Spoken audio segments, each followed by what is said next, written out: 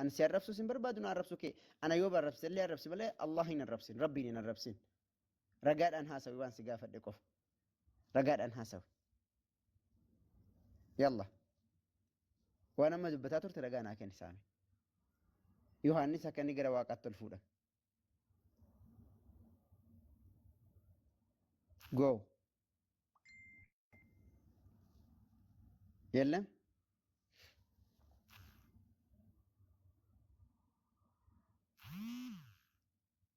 اي رفي بقى صح النوم يري بقاري صفاته أليكس هاسوي يو إجولي رفانيرو تاي maal rafuu baakii kun addoon ladduma kiyya jiruuti. يري بمالس بلتو إدني الرئيس Maal godha ammoo natti tole waltajjiin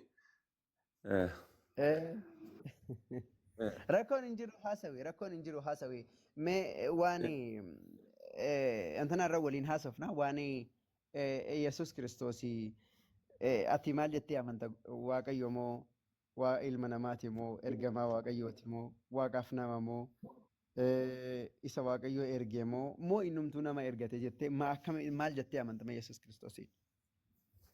ayyee Abdishaa gaaffii jaalalaan na gaafachuu keetiif baay'ee galatoomiti.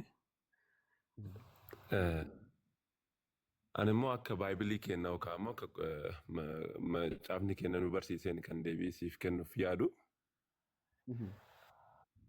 Kan biraa immoo dandeettii wal mormii bahiinsa hin qabne yookiin immoo asirratti kan dhagaa jiru amma saamii wajjinis duras wal dhabbiyooti jira miti mucaa dura bahiisanis akkasuma atis keessaan dhageettu innis keessan dhaga'uuti akkasitti wanna jedhaa turtani ammas waan kana keessa nama seenuu barbaadus miti ani yoo danda'ame immoo gaaffii ati na gaafatte san akka baayibilii kenna sanitti sitti ibsa.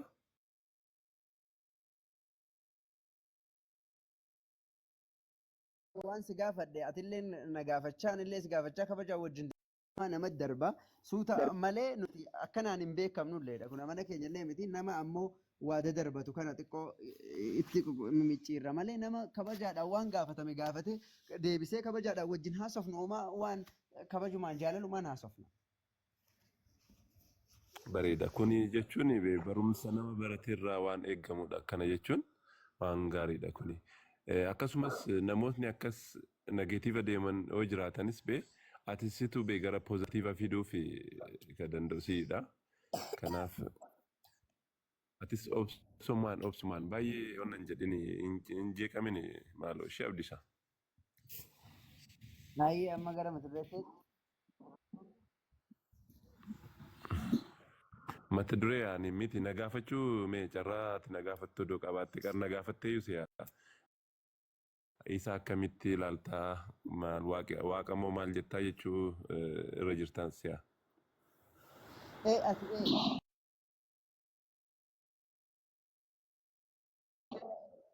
Ati akkam jettee amantaadha. Yesuus Kiristoosiin ergama waaqayyooti moo waaqa moo nama moo maal jettee amantaadha. Akka illee waliin mormu waan takka illee wanni intanaa jedhu hin jiru. Garuu Ana qabdus kas odoon ta'ini jeeqama tokko malee walumaa deebi'uudha malee kas rakkoon qabu waliin jeeqnu. Baay'ee gooftaadha jedha. Gooftummaa isaallee bakka itti calanqisiisu meebii yoo na gaafatte immoo waan danda'urraa sitti mul'isaati. Waan amunarraa san dadhabee immoo dhiisa. Dadhabee jedhee too sitti hima rakkoon qabu. Dhumatu beekumsi dhuman qabu waan ta'eef.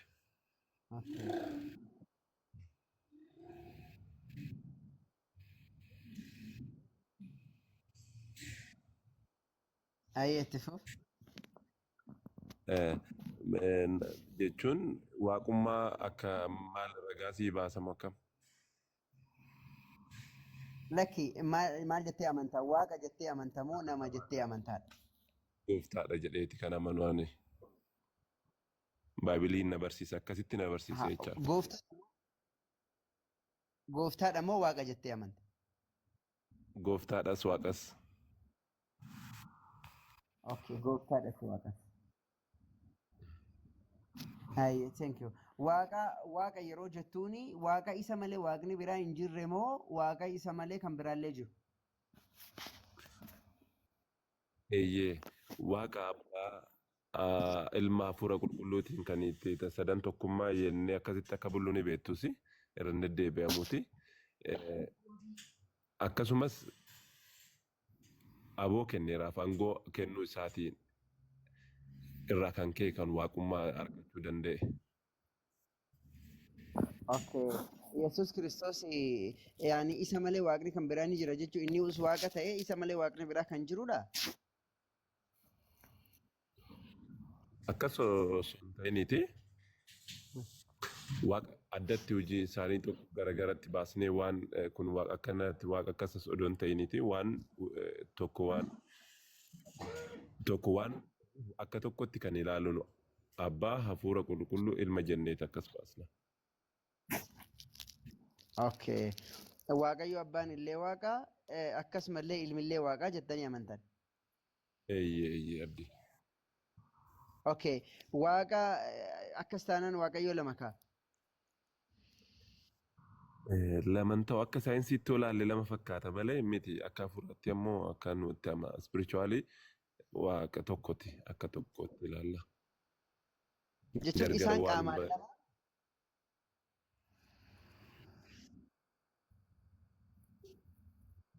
Maal jettee abdii nagaa? Qaama sadiiyyuu lama miti. Qaamaan sadii? Qaamaan sadii jechuun akkaataa isaan itti waamamaniin sadii malee hojiin isaanii tokkodha. Okay. Gargar hin ba'an immoo gargar ba'anii deemuu danda'an? No gargar hin baane abdii. Okay. Gargar hin ba'anii? Yeruma takka illee? Gargar hin baane hojiin isaanii takkaadha jechuudha. Okay. Gargar hin ba'anii waan bareedaa. طيب gaafa waaqayyo abbaan dhalatu ilmi dhalatu abbaan illee dhalateera? Abbaan waan dhalatu hin qabu isumaadha beektaa hafuuruma ofii dubbatee jecha ofii baafatee gara hafuuraatti jijjiiree foon itti uwwisee nama keessaan baase akkasitti akka foon uffatee lafarra deddeebi'u saniin kan qaama biraa kennineef malee inni isaadha jennee yaadna. Okay. Waaquma abbaa santu dhufee dhalate jettanii amantu? Ufuma ergee hafuuruma isaa ergee sarkilii sanniin keessa dabarsee malee hafuuruma ofii jechuma ofii dabarsee jechi sun ammoo foon uffatee nu gidduu buufate. Okay. Yaani inni dhalate kuni waaqayyo abbaadha moo kan biraatu dhalate? Ilmaadha. Ilmadha. Foon waan uffateef Ilmadha. Malee abbaa miti. Abbaa miti. Okay. Abbaan hin dhalanneemi? Abbaan hin dhalanne. Waan gaarii. طيب akkamittiin tokko jettee abbaan hin dhalanne ilmi dhalateera akkamitti tokko taarree? Isuma amma maaltu akka jiru beektaa ammas isin dhibuu bakkee kanatti waan ta'u gara mormitti nu fida waan ta'eef malee jechi isaa irra jira amma Yohaannis tokko irratti hin argatta. Sanumaafan amma achirra dhaabbannee yoo dubbanne malee amma kana soo jedhetti dabalus danda'a irraa sirreessuu immoo kana goone cubbuudha waan ta'eef anaafis mishaa miti. Okay. Kanaaf waan gaarii. Yesus Kiristoos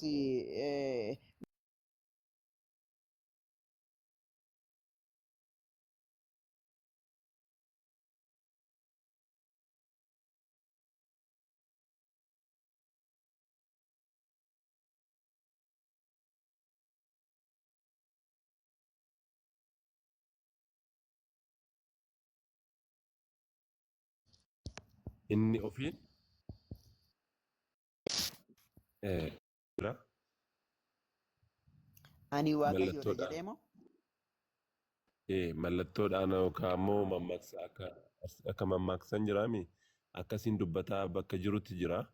Ammas waaqummaa isaas kan itti labsamee ergamtoonni nutti himaa jiran nu barsiisaa turantu jirani. Yohaannisis Filiphoosis baay'ee nu barsiisaa jiru beektu achirra nu barsiisanii jirani.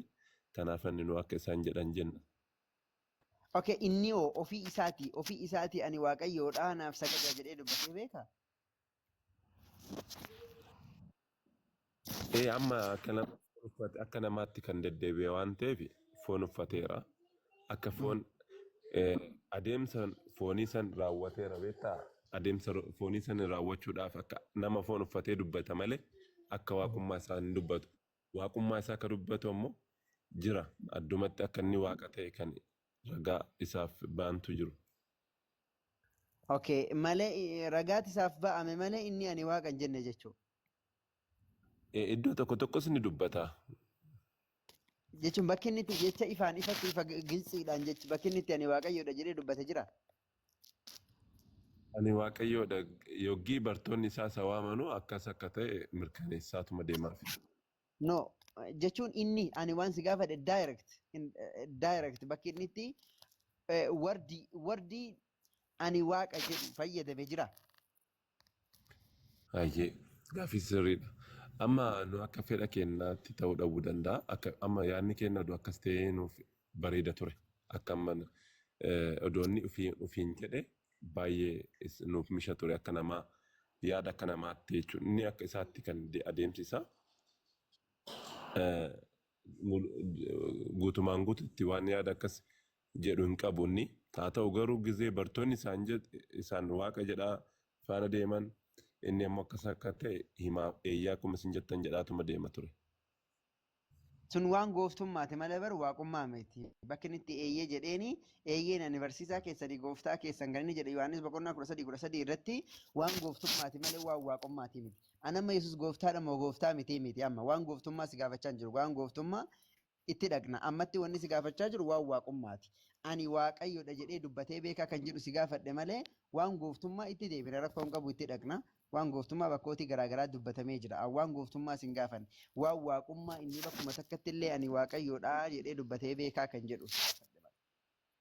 Kan ragaa ba'aniif inni deebii ta'uu danda'a.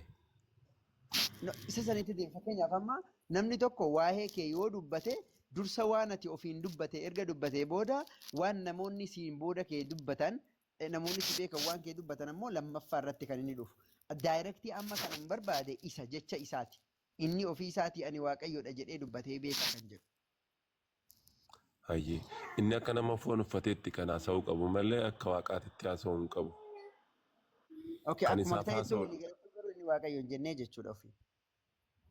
Ofiin? Ofiin inni jechuu isaa dirqama inni akka inni jedhu nu ajajuu isaa hin qabnu garuu immoo baay'eetti jira. Okay, malee inni ani waaqa jedhee ofii isaatiin dubbanne jechuudha.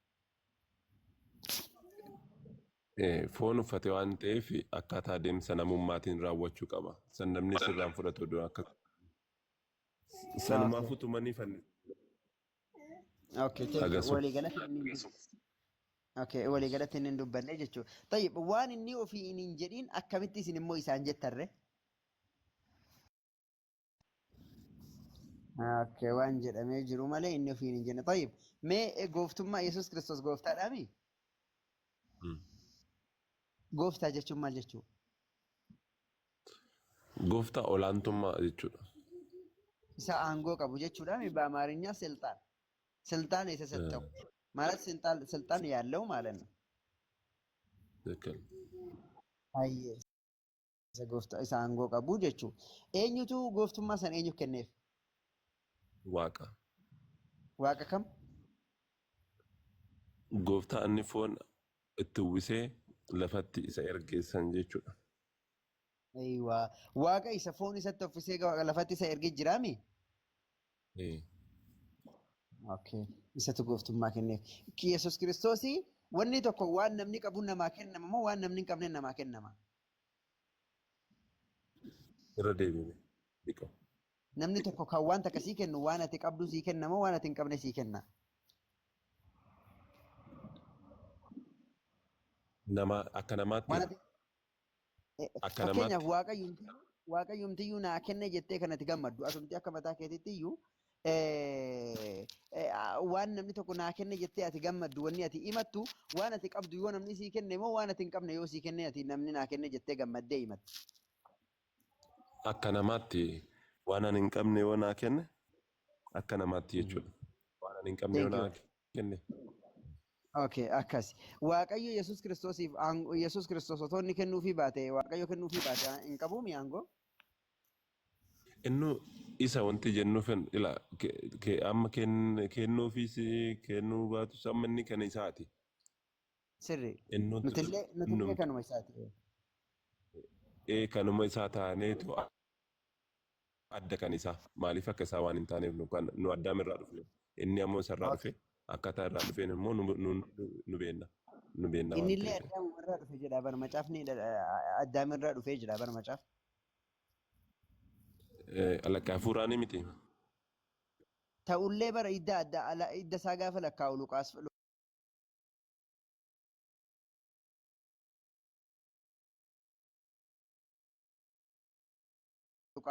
Luqaas boqonnaa 3 lakkoofsa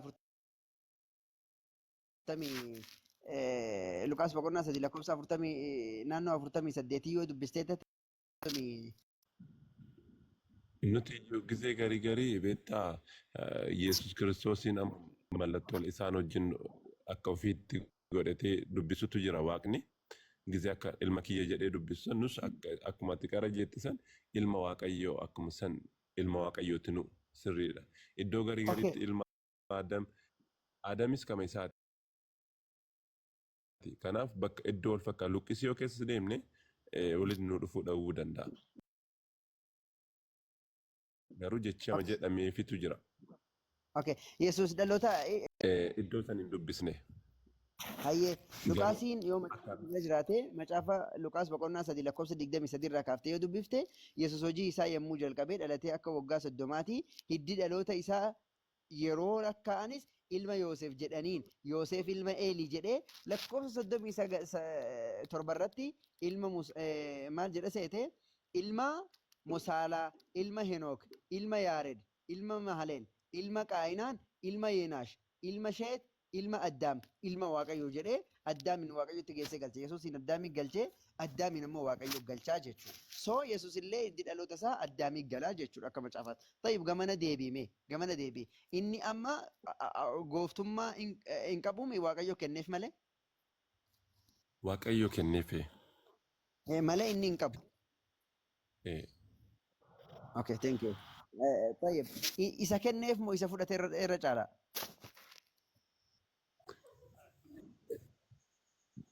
Isa kenneef jetta. Akkaataa kennaa maaltu akka jiru beektaa abdi? Kennaa inni kennu kunis uuma ofiiti uuma isaati sunuyyuu hafuuruma isaati sagalema isaati.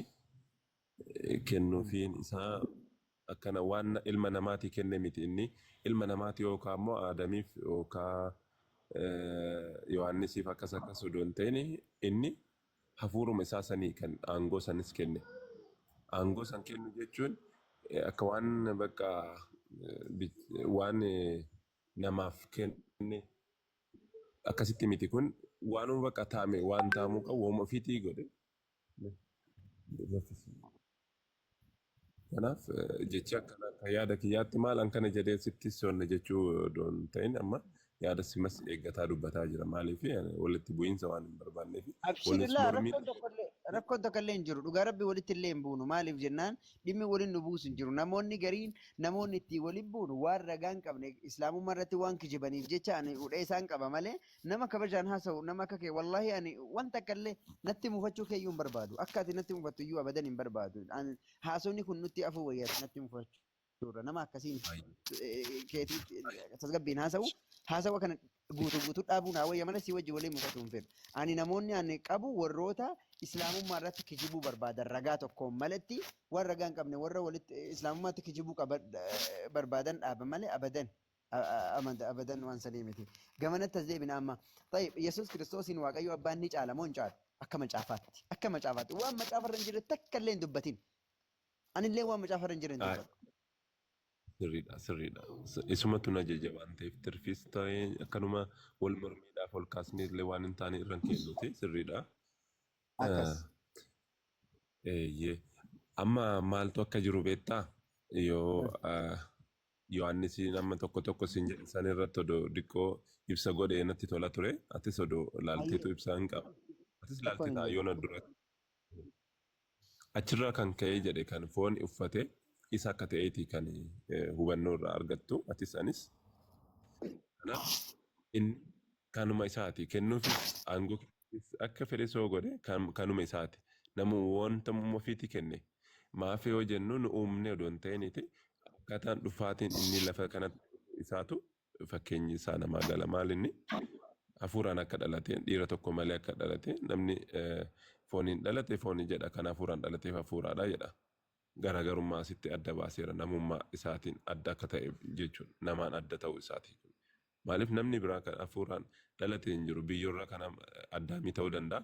Inni amma hafuuraan kan dhalate kun ammoo sababbiin dhufeefis ifatti lafa jiraate. Asirratti kan baay'ee isaa baay'ee illee wanti ibsu uuma isaati. Uuma isaati. Kanarra dhaabbanneeti kan isas goofta jechuu ni dandeenya. Fakkeenya garaagaraatiin dubbisa garaagaraatiin wanna jennee odoo hin ta'in jira achirra ragaadhaan baay'ee jira. Sanumaaf. Okay. Kanaafuu tayyib Waaqayyo abbaan in caala jettamoo in caalu jettaati. Waaqayyo abbaan fi Yesuus wal caalamoo wal hin caalan jettee amantaa. Ani immoo waliin caalan jedhee amana. Wooma isaa waan ta'eedhaaf. Mee bakka takka dubbifnu mee macaafa keessa Yohaannis boqonnaa 14 lakkoofsa 28 banadhume.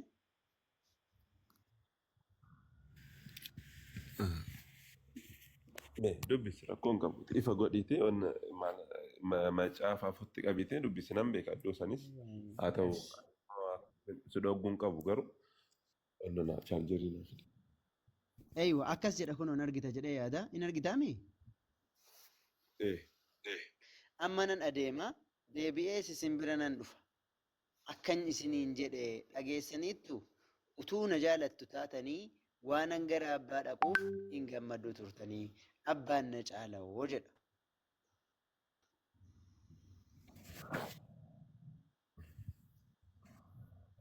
Abbaan na caalawoo jedha. Haa ta'u. Caalummaa isaatiin ishitti walii agarru. Baay'ee hin caalawoo. Bakka biraatitti illee Roomee fakkeenyaaf amma mee Qorontoosin keessatti bakka takkatti si agarsiisa.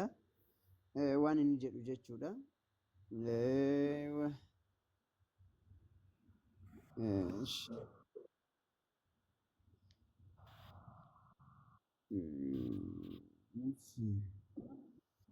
Bismillah. Waan ajaa'ibaa haasawaa Qorontoosin keessatti Qorontoos yaa Qorontoos ween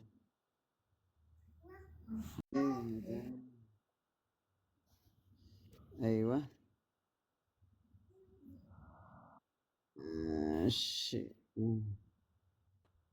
ewa Qorontoos boqonnaa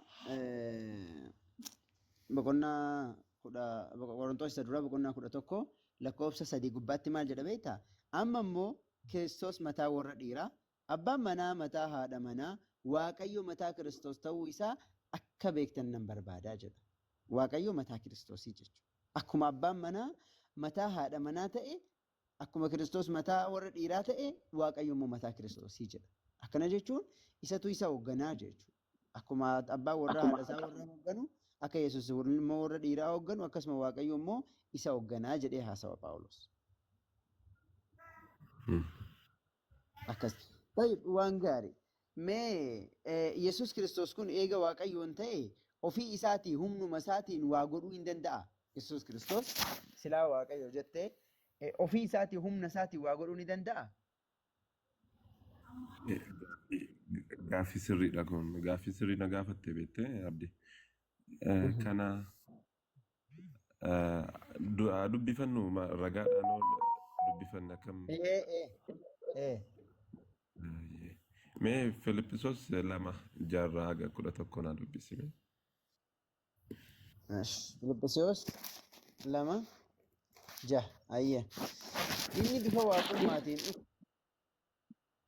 ulfina waaqayyummaa isa abbaa isaa wajjin wal isa qixxeessu wanta qabatanii itti hafanitti hin lakkoofne inni ulfina sana gadi dhiisee akka waan tokkotti hin galle of godhe bifa garbummaa hin fudhate fakkaattii namummaatiin hin dhalate waan hundumaanis nama ta'ee argamee jedha.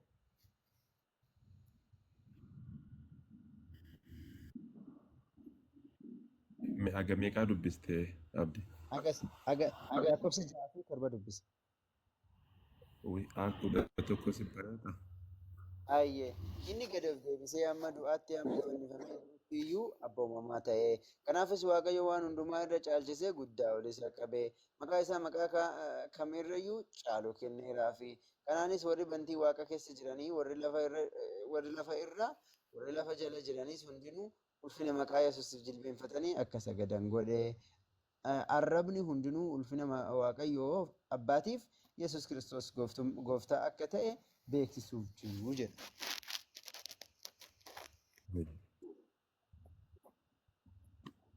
Wal qabataaree gaaffii kiyya? Mee gaaffiin kee kam ta'inna? Ani gaaffiin kiyya humna isaatiin waa godhuu ni danda'a kan jedhu Yesuus.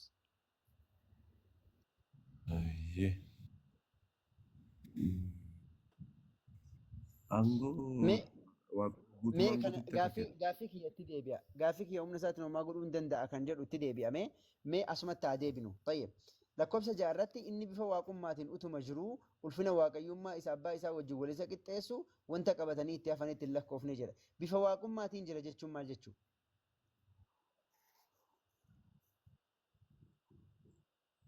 Inni waaqummaa osoo qabu gadi of deebisee. Isaaf waaqummaan tokkodha. Bifa jedhee. Kana baaybilicha sanirra abdiisaa maaltu akka jiru beektaa? Wantaan baaybilii si dubbisisee callisuu fi anammoo waan biraatti dabaluuti isaa beeku achumarraa sonirra hiikaa ta'e ati hiikaa yoo dandeetti naa deebista. Kana dubbisaatumas. Wanta akka qofa si gaafadhee darba baay'ee bakka kanatti.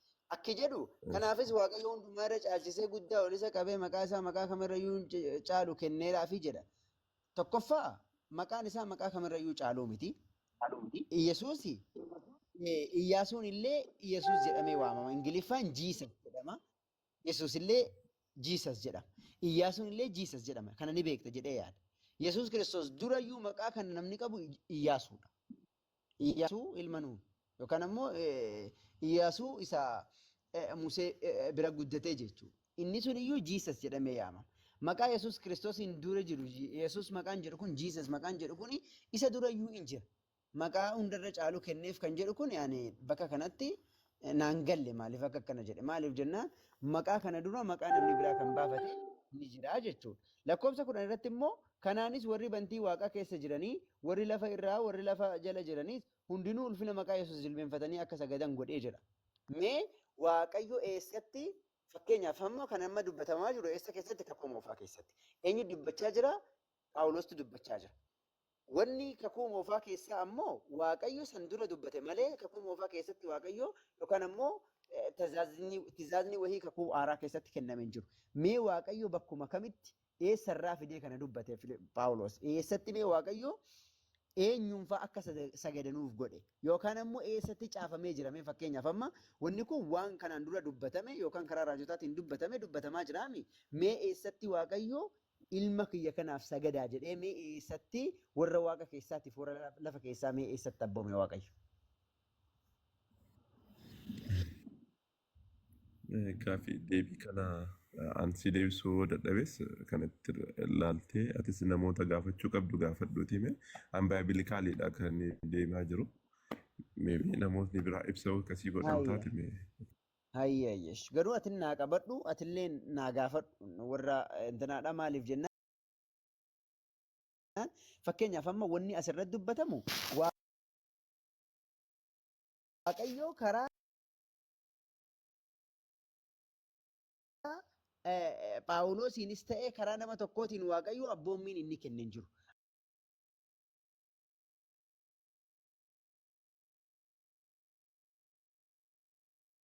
Abboommiin kennamee xumurameera. Abboommiin erga kennamee booda deebi'amee abboomiin kenname hin jiru. Tayyib eessatti waaqayyo meeqa kumoofaa keessa yookaan ammoo kitaaba kam keessatti waaqayyo eessa dubbatee ergamootaan eessatti sagadaa jedhee fi yookaan ammoo malaayikotaan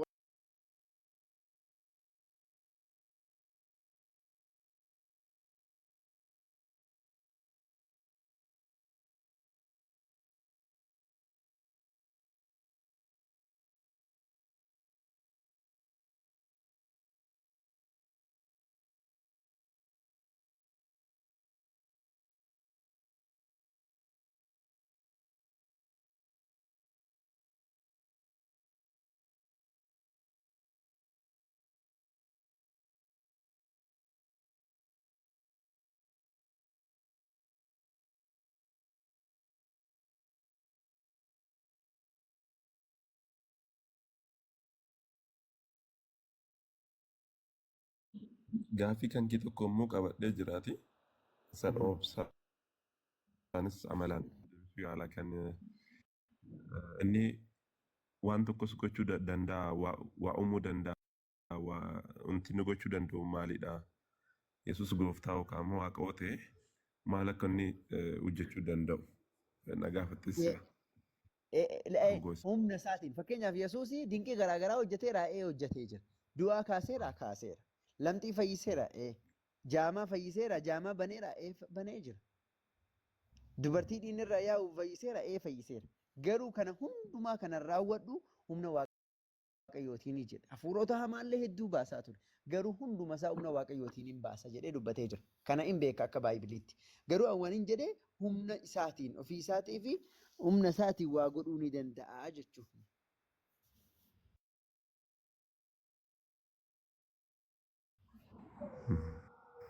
Humna waaqayyootiin waan baay'ee hojjetee jira. Hin hojjeta hin danda'allee.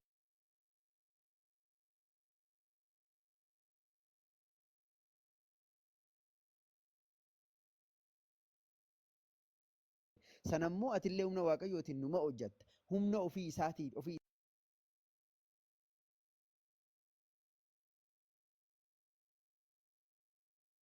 isaatii humna qabaa waa godhuu danda'a kan jedhu barbaada.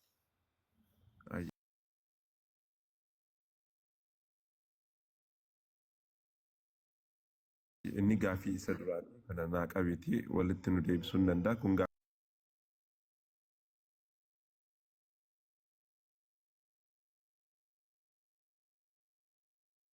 gaaffiidha.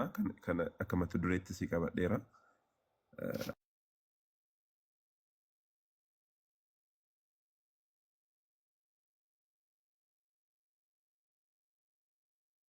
I hope walitti deebina yaada. Kabira ammoo gaaffii tokko si gaafadheetoo anis daa'imni tokko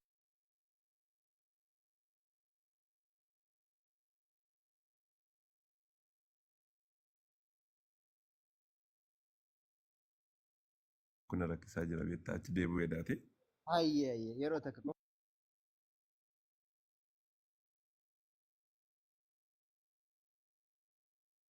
baay'ee